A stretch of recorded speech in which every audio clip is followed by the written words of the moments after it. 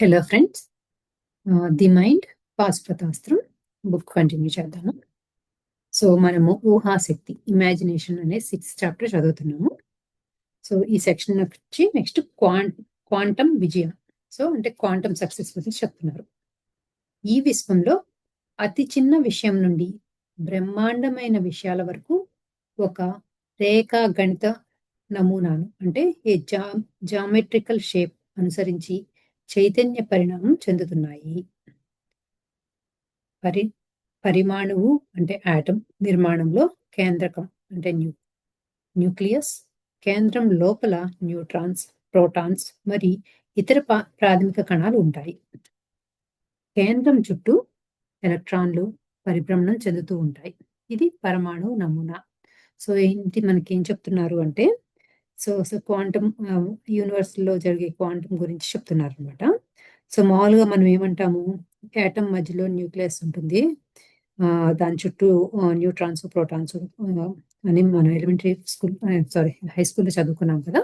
So అవన్నీ చుట్టూ తిరుగుతూ ఉంటాయి ఎలక్ట్రాన్స్, ప్రోటాన్స్ అని. అది మళ్ళీ మనకు గుర్తు చేస్తున్నారు అనమాట. ఇదంతా అటామిక్ స్ట్రక్చర్ అని. సౌర వ్యవస్థ అంటే సోలార్ సిస్టమ్ కూడా పరమాణువు నమూనా మాదిరిగానే ఉంటుంది. సూర్యుడిని కేంద్రకంగా సూర్యుడి చుట్టూ పరిభ్రమించే గ్రహాలను ఎలక్ట్రాన్లుగాను భావించినప్పుడు ఈ సౌర వ్యవస్థ నమూనా అచ్చంగా పరమాణువు నమూనాకు పోలి ఉంటుంది. ఈ పరమాణువు నమూనా మాదిరిగానే ఈ సౌర వ్యవస్థ, గెలాక్సీ వ్యవస్థ, విశ్వం యొక్క వ్యవస్థ ఉంటాయి. సో ఈ మన సోలార్ సిస్టమ్ కూడా అటామిక్ స్ట్రక్చర్ లోనే ఉంది అని చెప్తున్నారు అనమాట. సో ఈ సోలార్ సిస్టంలోనేమో మన సూర్యుడు సెంటర్లో ఉండి మిగిలిన గ్రహాలన్నీ రౌండ్గా ఎలక్ట్రాన్స్ లాగా భావించి మనం ఊహించవచ్చు అని చెప్తున్నారు. ఒక క్వాంటమ్ భౌతిక శాస్త్రం అంటే క్వాంటమ్ ఫిజిక్స్ అని ఇప్పుడు అందరం అంటూ ఉన్నాం కదా, దాని గురించి చెప్తున్నారు. ఇప్పుడు భౌతిక శాస్త్రంలో ఫిజిక్స్లో పరమాణువు అనేది ఒక శక్తి క్షేత్రం అంటే ఎనర్జీ ఫీల్డ్.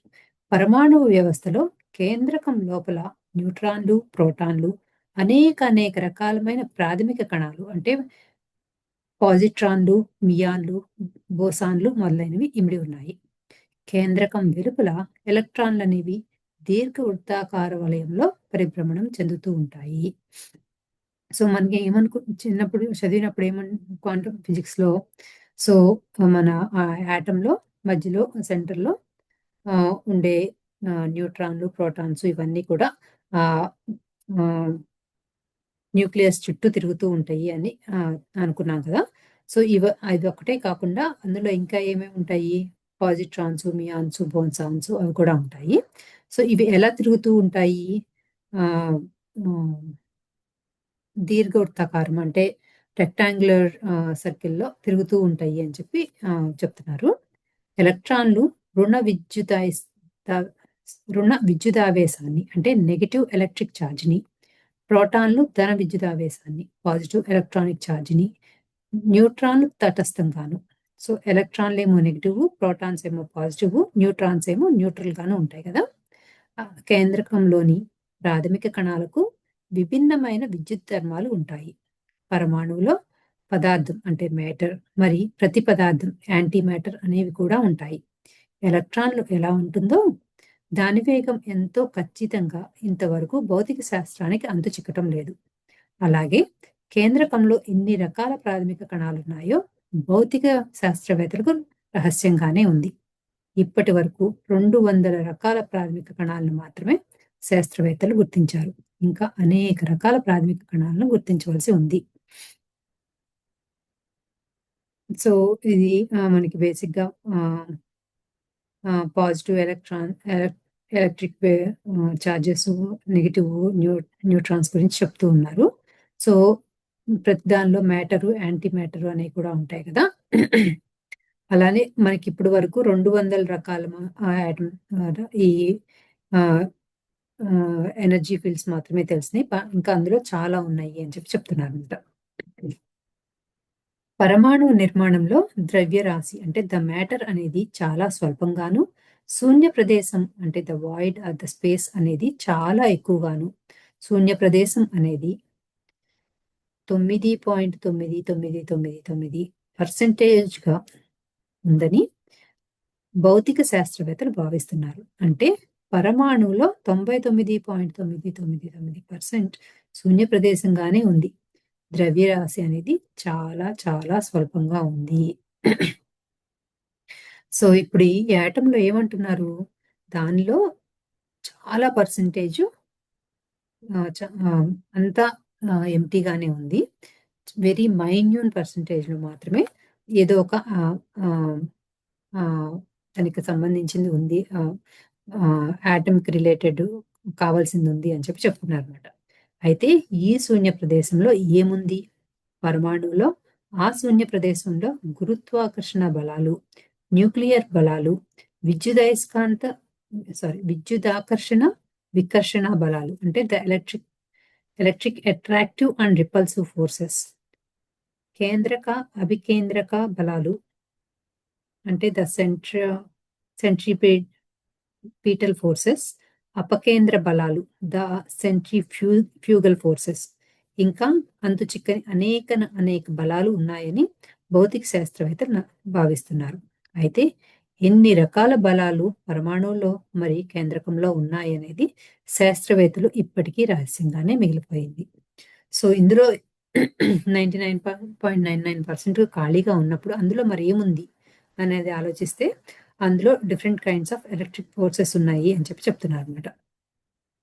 అయితే ఆ రహస్యాన్ని ఆధ్యాత్మిక శాస్త్రం అంటే ద స్పిరిచువల్ సైన్స్ బట్టబయలు చేసింది. క్వాంటం భౌతిక శాస్త్రం ఎక్కడ అంతమవుతుందో అక్కడ నుండి ఆధ్యాత్మిక శాస్త్రం ప్రారంభమవుతుంది. When quantum physics ends the spiritual science starts.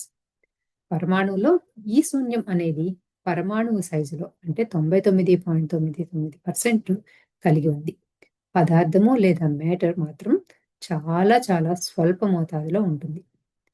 అయితే ఈ శూన్యంలో ఏమి ఉంది, ఈ విషయం భౌతిక శాస్త్రవేత్తలకు అంటే ఫిజిక్సిస్ట్స్కి ఏమాత్రం తెలియదు. ఈ శూన్యంలో మహామూల చైతన్యము లేదా బ్రహ్మ పదార్థము లేదా దైవ పదార్థము, the great consciousness or Brahma stuff or God stuff or all that is ఇమిడి ఉంది. పరమాణువులో శూన్య ప్రదేశం అంతా దైవ పదార్థమే, బ్రహ్మ పదార్థమే, చైతన్య శక్తి మయమే. ఈ శూన్య ప్రదేశంలో బ్రహ్మాండమైన శక్తి ఇమిడి ఉంది. వాస్తవానికి శూన్య ప్రదేశం అనేది ఏదీ లేదు. మనం చెప్పుకునే శూన్యంలో చైతన్య శక్తి లేదా మహామూల చైతన్య శక్తి లేదా దైవ పదార్థం ఇమిడి ఉంటుంది. సో ఇప్పుడు ఇందాక ఏమన్నారు, ఏ యాటంలోనైనా 99.999% అంత ఎంటీగా శూన్యంగా ఉంది అన్నారు. కానీ శూన్యం అంటే ఏమీ లేదు, అదే మన యొక్క కాన్షియస్నెస్ లేదా దైవ పదార్థము అంతా అక్కడ ఉంది అని చెప్పి చెప్తున్నారు అనమాట. సో వెరీ మైన్యూట్ పర్సంటేజ్ మాత్రమే దానికి కావాల్సిన మ్యాటర్ ఉంది, మిగిలిందంతా ఈ మన కాన్షియస్నెస్సే ఉంది అని చెప్పి చెప్తున్నారు. అలాగే ఈ సౌర వ్యవస్థలో సూర్యుడు మరియు గ్రహాలు మరి ఉపగ్రహాల మధ్య ఎంతో శూన్యం ఆవరించి ఉంది. ఈ శూన్య ప్రదేశం అనేది 99.99% గాను మిగతాది సౌర వ్యవస్థలోని పదార్థంగాను ఉంది. అంటే ఈ శూన్యమంతా బ్రహ్మ పదార్థంతో లేదా మూల చైతన్య శక్తితో నిండి ఉంది అని అర్థం చేసుకోండి. మరి గ్యాలాక్సీలు అలాగే ఈ విశ్వంలో ఎంత శూన్య ప్రదేశం ఆవరించి ఉందో కట్టలేని విధంగా మానవ మేధస్సుకు అందని విధంగా ఉంది. ఈ విశ్వంలోని శూన్య ప్రదేశం అంతా బ్రహ్మ పదార్థమే, దైవ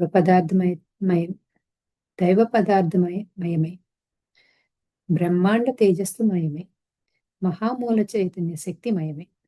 ఈ మహా శూన్యంలో అనంతమైన శక్తి సామర్థ్యాలు ఇమిడి ఉన్నాయి. సో ఇది చిన్న యాటంలోనే అలా మాట్లాడుతుంటే మరి ఈ సోలార్ సిస్టంలో ఇంకా ఎంత శూన్యంగా ఉంటుంది, ఎంత మహాబ్రహ్మ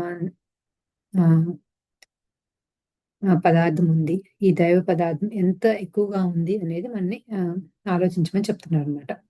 ఊహాశక్తి లేదా భావనా శక్తి ఇమాజినేషన్ ద్వారా ఆ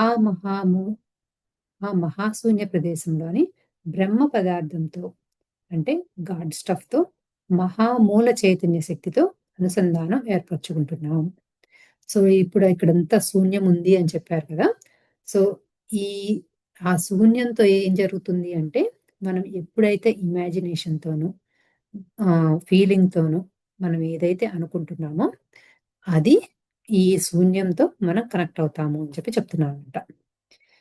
మన లక్ష్యాలు లేదా సంకల్పాలను, ఆకాంక్షలను, వాంఛలను, భయాలను, సందేహాలను ఆ బ్రహ్మాండమైన దైవ పదార్థంతో ఈ ఊహాశక్తి లేదా భావనాశక్తి ద్వారా హ్మ్. తెలియపరుస్తూ ఉంటాం. సో, ఇప్పుడు యాక్చువల్లీ చాలా భలే కనెక్ట్ చేసుకుంటూ వచ్చారు. అసలు అంటే క్వాంటమ్ ఫిజిక్స్ అంటే ఏంటి? సో, క్వాంటమ్ ఫిజిక్స్‌కి మన సోలార్ సిస్టమ్‌కి దానిలో ఉన్న ఆహ్, సిమిలారిటీస్ ఏంటి? ఆ సిమిలారిటీస్‌లో ఎంత అయితే మన యాటమ్‌లో ఎంత ఆహ్, రియల్ మ్యాటర్ ఉంది. మిగిలిందంతా ఎంత శూన్యంగా ఉంది. ఆ ఎంప్టీనెస్‌లో, ఆ శూన్యంలో ఏముంటుంది అంటే, ఈ బ్రహ్ ఆహ్, మన దైవ పదార్థము లేదా బ్రహ్మ పదార్థము మూల చైతన్య శక్తి శక్తి కాన్షియస్ ఎనర్జీస్ అన్నీ ఉన్నాయి అని చెప్పి చెప్తున్నారనమాట. సో, అవంతా అన్ అంత ఉన్నాయి కదా! అయి ఏం చేస్తున్నాయి అంటే, మనం ఎప్పుడైతే ఏ ఏవో మన ఆలోచనల్ని ఊహాశక్తితోనూ, భావనాశక్తితోనూ కనుక అనుకుంటూ ఉంటామో, అప్పుడు ఆ శూన్య ప్రదేశంతో మన కనెక్షన్ వస్తుంది అని చెప్పి చెప్తున్నారనమాట. ఒక లక్ష్యం, సంకల్పం, కోరిక, ఆకాంక్షలను ఎంచుకొని అది ఇప్పటికే మన మనోక్షేత్రంలో అంటే మెంటల్ ఫీల్డ్‌లో సంభవించినట్లుగా, జీవితానుభవంగా ఉంటున్నట్లుగా కలలు కనడం ద్వారా ఈ ఊహాశక్తిలోని ఆ మహా శూన్యంలోని బ్రహ్మ పదార్థానికి తెలియచేస్తున్నాం. మహామూల చైతన్య శక్తికి అసాధ్యమైనది ఏది ఈ విశ్వంలో ఉండదు. మనం ఏదైతే అనుకుంటూ ఉంటామో మన ఆలోచనల్లో, దాన్ని కనుక మనము జరిగిపోయినట్లుగా మన మనోక్షేత్రంలో అంటే మన మైండ్‌లో అనుకుంటే గనక, అది అయి జరిగిపోయినట్లుగా అనుకుని, ఆ తర్వాత దాన్ని ఈ ద్వారా వచ్చే ఫ్రూట్స్‌ని కూడా మనం ఎంజాయ్ చేస్తున్నట్లుగా కనుక ఊహించుకుంటూ ఉంటే, ఆటోమేటిక్‌గా మనం ఆ బ్రహ్మ పదార్థాన్ని మనకేదైతే కావాలనుకుంటున్నామో అది దాంతో కనెక్ట్ అయ్యి మనకు చెప్తాము అని చెప్పి చెప్తున్నారనమాట. సో, ఒకసారి అట్లా కనెక్ట్ అయ్యి అలా చేయటం జరిగిన తర్వాత అసలు మనకు అసాధ్యం అనేది ఏది ఉండదు అంటున్నారు. When our wishes or desires are conveyed to God in voidness, they will be manifested. మన ఆకాంక్షలు, కోరికలను మహాశూన్యంలోనికి ఆ దైవానికి తెలియపరిచినప్పుడు అవి తప్పనిసరిగా వాస్తవ రూపం చెంది తీరుతాయి. మానవ ఇంటెలిజెన్స్ చాలా పరిమితమైనది. మహాశూన్యంలోని ఆ దైవ పదార్థం యొక్క ఇంటెలిజెన్స్ అనంతమైనది. ఈ డివైన్ ఇంటెలిజెన్స్‌కు అసాధ్యం అనేది ఏదైనా ఉంటుందా? మానవ ఇంటెలిజెన్స్ పరిధిలో సాధ్యం లేదా అసాధ్యం అనేవి ఉన్నాయని అనిపించవచ్చు. కానీ ఆ దైవ ఇంటెలిజెన్స్‌లో సాధ్యం అనేది మాత్రమే ఉంటుంది. సో, మనం లాజికల్‌గా ఆలోచిస్తే కనుక ఇది ఎలా జరుగుతుంది? మనం ఏదో మైండ్‌లో ఏదో అనుకుంటాము. రియాలిటీలోకి ఎలా వస్తుంది అనేది మనకి మామూలుగా లాజికల్ మైండ్‌కి అర్థం కాదు. కానీ అదే కనుక ఆహ్, డివైన్ ఇంటెలిజెన్స్‌తో కనుక ఆలోచిస్తే అసాధ్యమంటూ ఏది ఉండదు అని చెప్పి చెప్తున్నారన్నమాట. దీనినే క్వాంటం విజయం, క్వాంటం సక్సెస్ అని పిలుచుకుంటాం. ఈ క్వాంటం విజయాన్ని కలుగచేసేది మన అంతరంగ ప్రపంచంలోని బ్రహ్మ పదార్థమే. అంతరంగ ప్రపంచంలోని బ్రహ్మ పదార్థం అంటే చైతన్య శక్తి, ఆత్మశక్తి ఈ విశ్వంలోని బ్రహ్మాండమైన మహామూల చైతన్య శక్తితో అనుసంధానింపబడి ఉంది. You are given the gift of gods.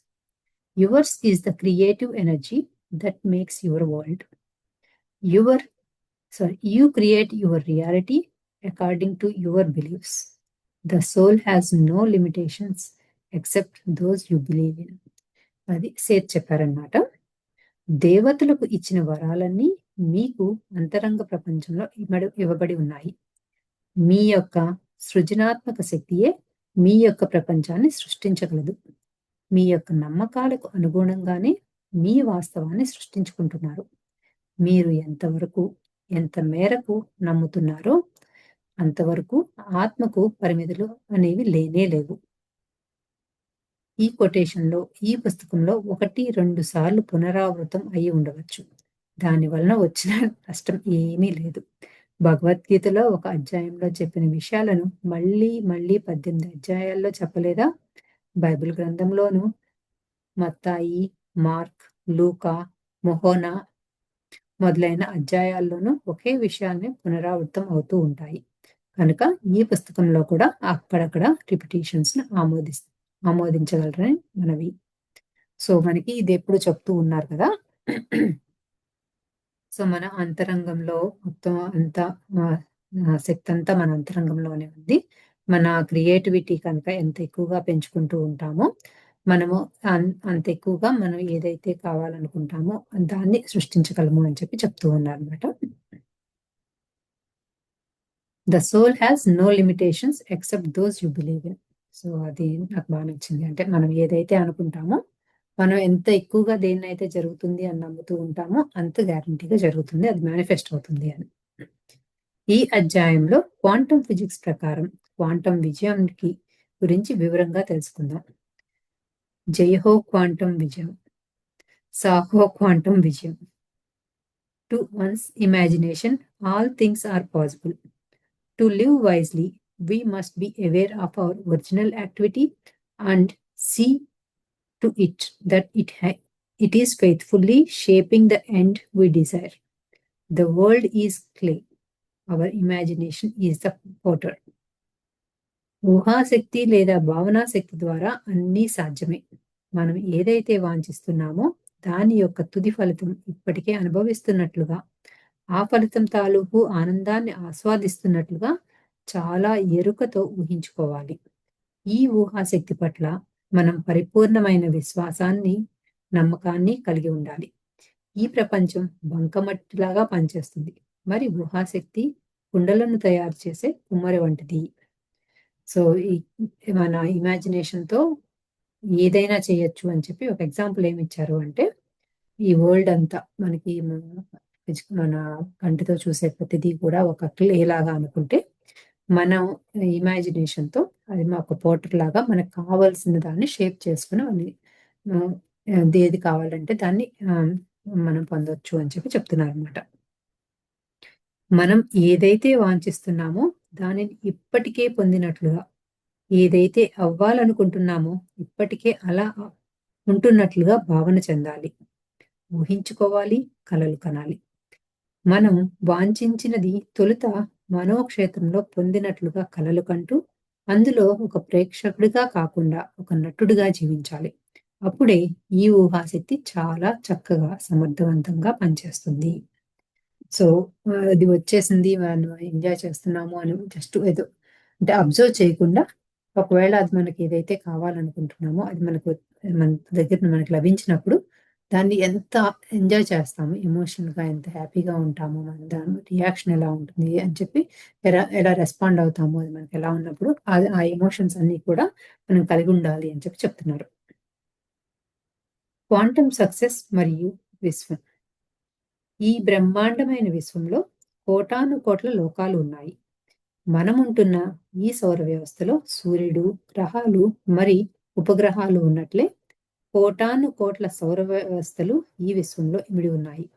సూర్యుని నుండి వెలువడే కిరణాలలో కంటికి కనిపించే కాంతిలో 7 వర్ణాలు అంటే రంగులు, అతి నీలం, ఊదా రంగు, నీలం, ఆకుపచ్చ, పసుపు పచ్చ, ఆరెంజ్ రంగు, ఎరుపు కల కిరణాలు 7 వివిధ పౌన పున్యాలలో అంటే ఫ్రీక్వెన్సీల్లో ఉన్నాయి. మనం మామూలుగా అంటూ ఉంటాం కదా, 7 కలర్స్ రెయిన్బోతో వస్తూ ఉంటాయి అని చెప్పి ఆ కలర్స్ అన్ని చెప్పారనమాట. ఈ 7 రంగులు కలిసి తెల్లటి కాంతి అంటే వైట్ లైట్ మన కళ్ళకు కనిపిస్తుంది. ఈ తెల్లటి కాంతిలో 7 రంగుల కిరణాలే కాకుండా అతి నీల లోహ కిరణాలు అంటే అల్ట్రావైలెట్ రేస్, ఎక్స్రే కిరణాలు, ఆల్ఫా కిరణాలు, గామా కిరణాలు, బీటా కిరణాలు, విశ్వ కిరణాలు అంటే కాస్మిక్ రేస్, పరారుణ కిరణాలు ఇన్ఫ్రారెడ్ రేస్, ఇలా శాస్త్రవేత్తలకు అంతు చిక్కని అనేక కిరణాలు ఈ సౌర వర్ణపటంలో ఉన్నాయి. సో, రెయిన్‌బో కలర్స్‌లో మన 7 కలర్స్ మనకిప్పుడు మామూలుగా ఎప్పుడు ఆ వైట్‌లో ఆ 7 కలర్స్ ఉంటాయి. కానీ అది ఆహ్, ఆహ్, వాటర్ అండ్ రెయిన్ ఒక రకమైన రేస్ కనిపించినప్పుడు ఆ వైట్ కలర్‌లో ఉన్న 7 కలర్స్ మనకు కనిపిస్తాయి అని చెప్పి మనం చిన్నప్పుడు చదువుకున్నాం కదా! సో, అది చెప్పి మళ్ళీ ఈ వైట్ రేస్‌లోనే చాలా రకాలమైన రేస్ కూడా ఉన్నాయి. అంటే కిరణాలలో ultra violet rays, x rays, alpha rays, ah, infrared rays, cosmic rays ఇవన్నీ కూడా ఉన్నాయి అని చెప్పి మన సైంటిస్ట్స్ చెప్పారు కదా! వాటి గురించి అనేది చెప్తున్నారనమాట. ఈ విశ్వంలో కోటాను కోట్ల సూర్యుళ్ళు, కోటాను కోట్ల సౌర వర్ణ పటములను ఉద్గారపరుస్తున్నాయి. ఈ విశ్వంలో కోట్లాది సౌర వర్ణ పటములు అంటే సోలార్ స్పెక్ట్రమ్ ఉన్నాయి. ఇవి మానవ మేధస్సుకు అందవు. మనం పొందే జీవితానుభవాలు, జీవిత సంఘటనలు, భౌతిక వస్తువులు అన్నీ కూడా మనకు సంబంధించిన సౌరవర్ణ పటంలోని కిరణాల సముదాయంలోనికి శక్తి నుండి ఉద్భవిస్తున్నాయి. సో, మనకి తెలిసింది ఏంటి? ఒక్కటే సోలార్ సిస్టమ్ కదా! కానీ ఇక్కడ ఎన్నో కోట్లాను కోట్ల సోలార్ సిస్టమ్స్ ఉన్నాయి అని చెప్పి చెప్తున్నారన్నమాట. ఇవి మన హ్యూమన్ మైండ్‌కి అర్థం కావు అని చెప్పి అంటున్నారు. ఈ భూమికి సంబంధించి మనం పొందే జీవితానుభవాలు, భౌతిక సంఘటనలు, మరి భౌతిక వస్తువులు అనేవి ఈ సౌర వ్యవస్థలోని శక్తి నుండి అంటే మన సంకల్పాలు, లక్ష్యాలు, ఆలోచనలకు అనుగుణంగా వాస్తవ రూపం చెందుతున్నాయి. ఈ భౌతిక దేహం కూడా ఈ సౌర వర్ణపటంలో కిరణాలు నుండి తయారైనదే. ఈ భూమి కూడా సౌరశక్తి నుండి తయారైనదే. సూర్యుడిలోని మూలకాలన్నీ ఈ భూమిలోనే ఉన్నాయి. అవే మూలకాలు మన దేహంలోనూ ఇమిడి ఉన్నాయి. ఈ సౌర వ్యవస్థలోని దేహాలు, భౌతిక సంఘటనలు, జీవితానుభవాలు ఇలా ఉంటే, మరో సౌర వ్యవస్థలో అంటే మరో నక్షత్రంలో సౌర వర్ణపటం వేరే విధంగా ఉంటుంది. కనుక అక్కడి దేహాలు, అక్కడి భౌతిక సంఘటనలు, అక్కడి జీవితానుభవాలు, అక్కడి భౌతిక వస్తువులు మరో విధంగా ఉంటాయి.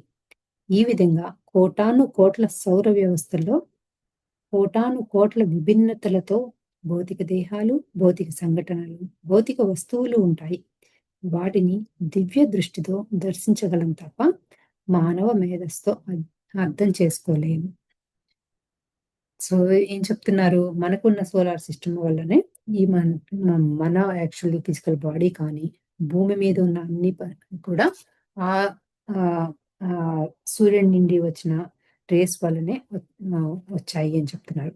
సో, ఇక్కడ మనం భూమి మీద ఉన్న సంబంధించిన ఆహ్, ఆహ్, మ అన్ని రకాలు వస్ వస్తువులు కానీ, మనుషులు కానీ, ఖనిజ ఆహ్, జంతువు, మానవులు ఎవరమైనా సరే కానీ, ఏ ప్రపంచంలో అయినా కానీ, ఇవన్నీ కూడా ఈ సోలార్ రేస్ వల్లనే వచ్చాయి అని చెప్తున్నారు.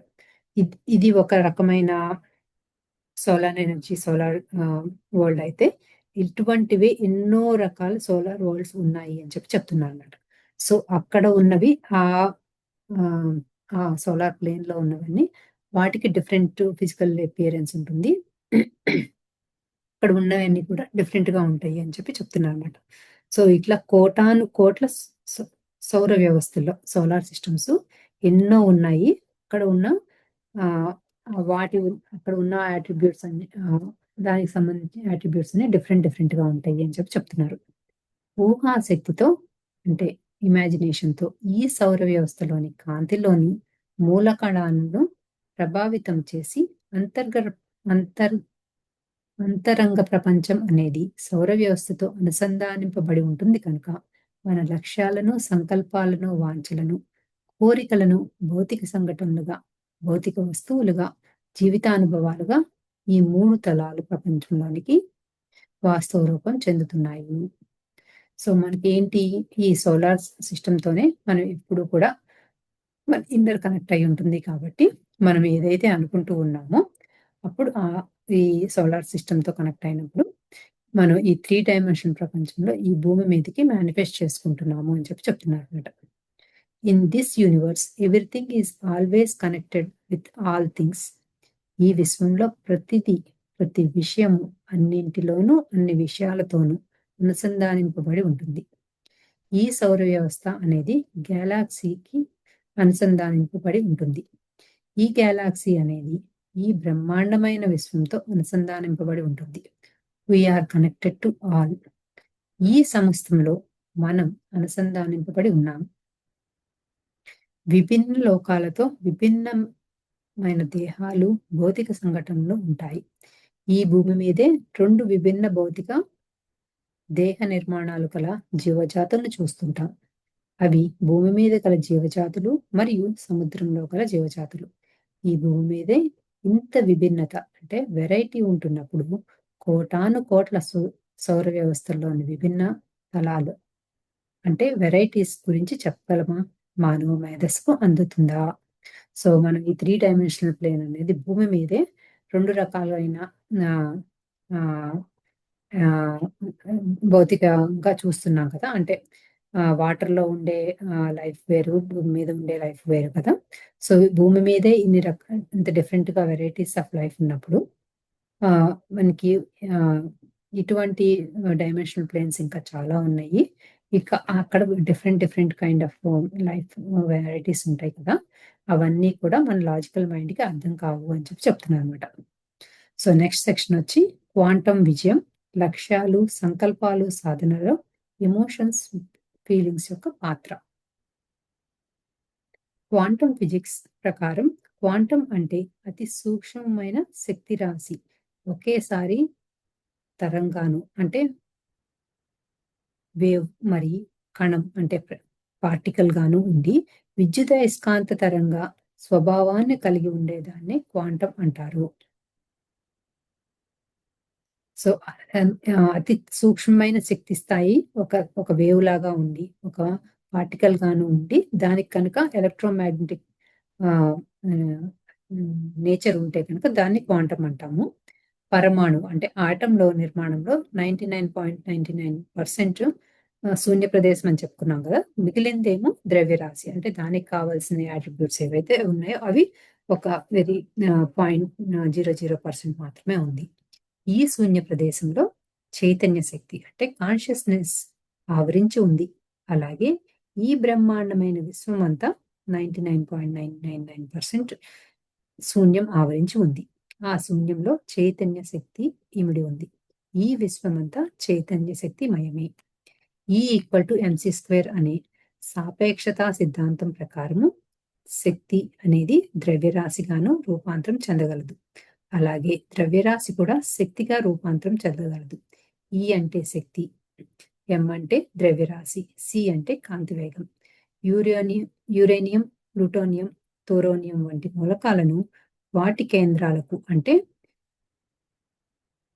న్యూక్లియస్ విచ్ఛితి చేయటం ద్వారా అణుబాంబు అంటే ఆటం బాంబ్ తయారవుతుంది. ఈ మూలకాలకు కేంద్ర విచ్ఛిత్తి అంటే న్యూక్లియర్ ఫిషన్ చెందించడం ద్వారా అపారమైన శక్తి, ఉష్ణ శక్తి, కాంతి శక్తి, రేడియోధార్మిక శక్తి మొదలైనవి విడుదలవుతుంది. సో E=mc² అనే మనకి తెలిసిన దాన్ని ఎలా అప్లై చేయొచ్చు అంటే, సో ఈ అంటే ఎనర్జీ కదా. దానిలో మాస్ అండ్ లైట్ మనం చదివిన దానిలో సో అది ఎలా యురేనియం, ప్లూటోనియం, థోరోనియం ఇవన్నీ కనుక కలిపితే కనుక మనం ఆటం బాంబ్స్ ఎలా క్రియేట్ చేస్తున్నాము అంటే సేమ్ ఇదే లాజిక్ వాడుతున్నాము కదా అని చెప్తున్నారు అనమాట. కార్బన్, నైట్రోజన్, హైడ్రోజన్ వాయువులో కేంద్రకాలను సంలీనం చెందించడం ద్వారా న్యూక్లియస్ బాంబు తయారవుతుంది. ఈ న్యూక్లియస్ బాంబు అణుబాంబు కంటే ఎన్నో రెట్లు శక్తిని విడుదల చేస్తుంది. న్యూక్లియస్ ఫ్యూజన్ ద్వారా ఇవాళ న్యూక్లియస్ బాంబులు, హైడ్రోజన్ బాంబులు తయారు చేయడం మనందరికీ తెలిసిందే. సో ఇందాకేమో ఆటం బాంబు గురించి చెప్పారు, ఇప్పుడేమో న్యూక్లియర్ బాంబు గురించి చెప్తున్నాను అనమాట. సో దీన్ని అంతా ఎందుకు చెప్తున్నారు? పదార్థాన్ని అంటే మ్యాటర్ విచ్ఛిన్నం చేయడం ద్వారా శక్తి విడుదలవుతుంది. అలాగే శక్తి కూడా పదార్థంగా రూపాంతరం చెందుతుంది. సో ఇందాక ఇంత 99.99% అంత శూన్యము అని చెప్పారు కదా. సో 0.1100% మాత్రమే మ్యాటర్. సో ఈ మ్యాటరు ఎనర్జీగాను చేంజ్ అవుతుంది, లేదా ఈ ఎనర్జీ మ్యాటర్గా కూడా కన్వర్ట్ అవుతుంది అని చెప్పి చెప్తున్నారు అనమాట. శక్తి అనేది పదార్థంగా రూపాంతరం చెందే ప్రక్రియలో ఊహాశక్తి పనిచేస్తుంది. మనం ఒక లక్ష్యం, సంకల్పం, వాంఛ, కోరికను ఎంచుకొని ఊహాశక్తి లేదా భావనా శక్తితో కలలు కనడం వలన మహాశూన్యంలోని అణువులు మరియు పరమాణువులు అతి వేగంగా ప్రకంపనలు చెంది చైతన్య శక్తిని ఎక్కువగా సంగ్రహిస్తాయి. ఆ తరువాత విద్యుదయస్కాంత ధర్మాలను, జీవరసాయన ధర్మాలను సంగ్రహించి ఆ అణువులు, పరమాణువుల సముదాయం ద్రవ్యరాశి రూపంలో భౌతిక వస్తువుగా లేదా భౌతిక సంఘటనలుగా, జీవితానుభవాలుగా వాస్తవ రూపం చెందుతాయి. సో ఇది ఎందుకు చెప్పారు ఈ యాటమ్ బాంబుల గురించి, న్యూక్లియర్ బాంబుల గురించి అంటే, సో మనం ఏదైతే ఆలోచనలు ఉన్నాయో, సంకల్పాలు, లక్ష్యాలు, కోరికలు ఏవైతే ఉన్నాయో మన ఆలోచనల్లో, అవి ఈ శూన్యంతో కలిసినప్పుడు, ఈ మహాశూన్యంలో అవి కనెక్ట్ అయినప్పుడు, ఆ పరమాణువులు దాంతో కనెక్ట్ అయ్యి, ఆ వైబ్రేషన్స్తో కనెక్ట్ అయ్యి, అప్పుడు ఆ ఎనర్జీ అంతా కూడా మ్యాటర్గా కన్వర్ట్ అవుతుంది అని చెప్పి చెప్తున్నారు అనమాట. సో ఇందాక కూడా అంతే చెప్పారు కదా. సో ఈ శూన్యం అంతా మ్యాటర్ గాను కన్వర్ట్ అవ్వచ్చు, ఈ మ్యాటర్ శూన్యంగా కూడా కనెక్ట్ అవ్వచ్చు. సో మన లక్ష్యాలు, సంకల్పాలు రియాలిటీకి ఎందుకు వస్తున్నాయి అంటే, మన ఎనర్జీ అయితే ఏదైతే శక్తి మనం ఈ శూన్యంతో కనెక్ట్ అవుతున్నామో, అప్పుడు ఆ శక్తి మ్యాటర్ లాగా కన్వర్ట్ అయ్యి రియాలిటీలో మనకి భౌతిక సంఘటనగా వస్తున్నాయి అని చెప్తున్నమాట.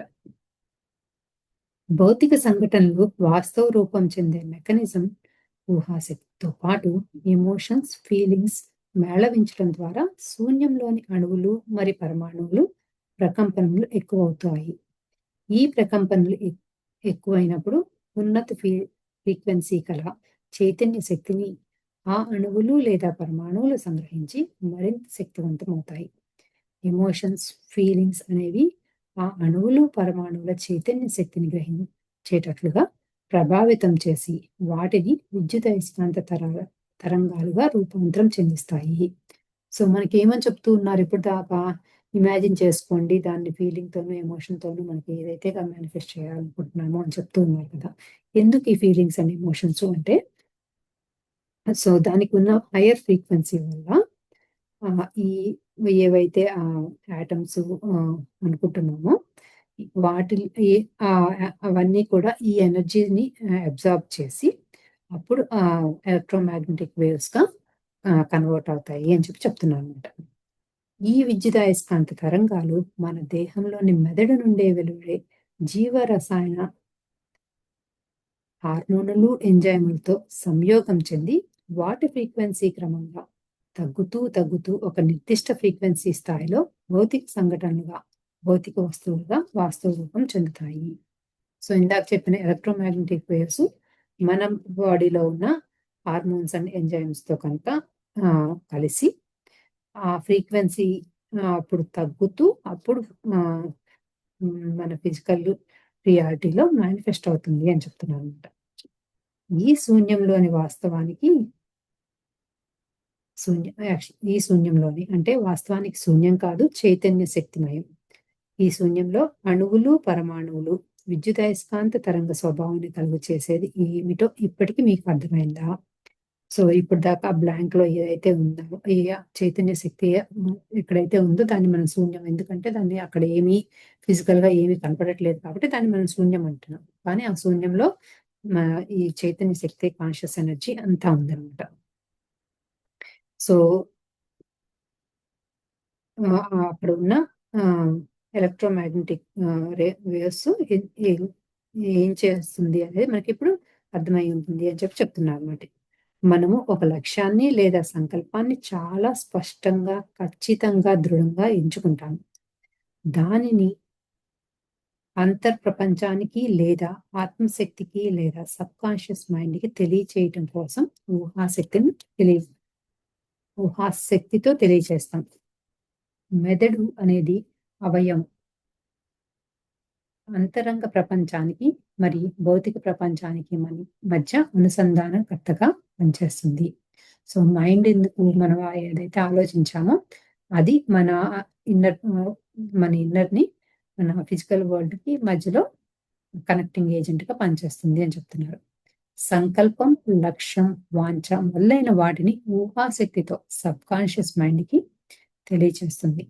ఇప్పుడు ఊహాశక్తితో పాటు ఎమోషన్స్ మరియు ఫీలింగ్స్‌ని జత చేసినట్లయితే అంతరంగ ప్రపంచంలోని సబ్‌కాన్షియస్ మైండ్ చైతన్య శక్తి ఉత్తేజభరితమై విద్యుదయస్కాంత తరంగాలుగా రూపాంతరం చెంది మెదడు అనే అవయవం ద్వారా వెలువడిన జీవరసాయనాలతో సంయోగం చెంది వాటి ఫ్రీక్వెన్సీలు క్రమంగా తగ్గించుకుంటూ భౌతిక ప్రపంచంలోనికి జీవిత సంఘటనలుగా, భౌతిక వస్తువులుగా, జీవితానుభవాలుగా వాస్తవ రూపం చెందుతాయి.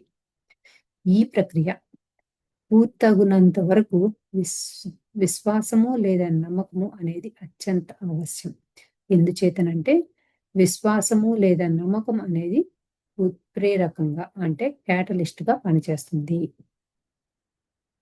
సో, మనకి ఏదైతే జరగాలనుకుంటున్నామో అది ఫస్ట్ చాలా స్పష్టంగా దానికి ఫస్ట్ ఎంచుకోవాలి. మనకి ఏదైతే కావాలనుకుంటున్నామో. తర్వాత మన ఇన్నర్ కనెక్ట్ చేసుకొని మనకి అది జరిగినట్లుగా ఊహించుకోవాలి. అప్పుడు మన మైండ్ అనేది మన ఇన్నర్‌తో కనెక్ట్ అయ్యి మన ఫిజికల్‌గా వరల్డ్‌లోకి కనెక్ట్ చేస్తుందన్నమాట. సో, అప్పుడు మనకి ఏదైతే అనుకుంటున్నామో దానికి ఎమోషన్స్‌ని, ఫీలింగ్స్‌ని యాడ్ చేసి అది రియాలిటీలోకి వచ్చేసినట్లుగా ఊహించుకొని దాన్ని ఎమోషన్‌తో ఎంజాయ్ చేయాలి. అప్పుడు ఇదంతా జరుగుతూ ఉన్నంత సేపు అది జరుగుతుంది అనే దాని మీద చాలా నమ్మకం అయితే, ఫెయిత్ అయితే ఉండాలి అని చెప్తున్నారన్నమాట. According to your faith be it unto you. మీరు విశ్వసించు ప్రకారము మీకు అగును కాక అని జీసస్ క్రైస్ట్ చెప్పిన మహాపరివాక్యం ఇక్కడ గుర్తు తెచ్చుకోవాలి. యద్భావం తద్భవతి. మీ యొక్క భావం ప్రకారమే మీ యొక్క గతి ఉండును గాక అను ఉపనిషత్తు వ్యాఖ్యాలను కూడా గుర్తు చేసుకోండి. చైతన్య శక్తి అనే విషయంపై మీకు సందిగ్ధ పరిస్థితి ఉండవచ్చు, అర్థం కాకపోవచ్చు. దానిని ఎలా అర్థం చేసుకుంటారు? కాంతిని లేదా వెలుగు లైట్‌ని చైతన్య శక్తిగా అర్థం చేసుకోండి. ఇది చాలా సరళమైన నిర్వచనం. కాంతి అనేది చైతన్య పదార్థం యొక్క ఒక శక్తి స్వరూపం. ఈ శక్తి స్వరూపం అనేది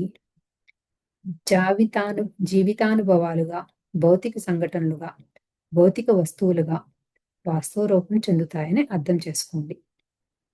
the harvest truly is plenteous but the labourers are few. అపారమైన పంట కోతకు సిద్ధంగా ఉంది, కానీ పనివాళ్ళు చాలా తక్కువ మంది ఉన్నారు. సో మనం ఏదైతే కావాలనుకుంటున్నామో అది అంతా రావటానికి రెడీగా ఉంది. మనమే దానిని తెచ్చుకోవటానికి తక్కువ ఉన్నాము అని చెప్తున్నారు అన్నమాట. ఈ సృష్టిలో, మహాప్రకృతిలో అపారమైన పంట అనుభవంలోనికి తెచ్చుకోవడానికి సిద్ధంగా ఉంది. కానీ లక్ష్యం, సంకల్పం పెట్టుకొని ఊహాశక్తితో వాటిని వాస్తవ రూపం చెందించుకునేవారు చాలా తక్కువ మంది ఉన్నారు. లేవండి, ఉన్నతోన్నత లక్ష్యాలు, సంకల్పాలు ఎంచుకొని ఊహాశక్తి, ఎమోషన్స్, ఫీలింగ్స్, విశ్వాసములతో గొప్ప అనుభవాలను పొందండి. For the invisible things of him from the creation of world are clearly seen. ఈ భూమి మీద సృష్టించబడటానికి ముందర ఊహాశక్తి ద్వారా ముందుగానే తన సబ్కాన్షియస్ మైండ్ లో వాటిని చాలా స్పష్టంగా చూశాడు. సో మనకి భూమి మీద ఏదైతే సృష్టించుకోవాలి కావాలి అనుకుంటున్నామో దాని ఊహాశక్తిలో ముందుగానే మన సబ్కాన్షియస్ మైండ్ లో చాలా క్లియర్ గా అనుకోవాలి అని చెప్తున్నాను అనమాట. ఈ భూప్రపంచంలో వాటిని జీవితానుభవాలుగా, వస్తువులుగా పొందే ముందర ఊహాశక్తితో మీ మనోనేత్రంలో అంటే సబ్కాన్షియస్ మైండ్ లో వీక్షించండి. అంతరంగ ప్రపంచంలో వేటినైతే ఊహించుకుంటున్నారో, సృష్టించుకుంటున్నామో అవి బాహ్య ప్రపంచంలో వాస్తవ రూపం మేనిఫెస్ట్ చెందుతాయి. ఇది ఒక విశ్వనియమం. సో మనము ఏదైతే ఈ లాస్ట్ చాప్టర్, ఈ చాప్టర్ కూడా ఏదైతే చెప్తున్నారు అంటే సేమ్ ఇదే అనమాట. మనం ఏదైతే అనుకుంటున్నామో మన ఊహాశక్తిలో అదే మేనిఫెస్ట్ అవుతుంది అని. సో నెక్స్ట్ వచ్చి ఇంకో సెక్షన్ రేపు చదువుదాం. ఓకే ఫ్రెండ్స్ మరి.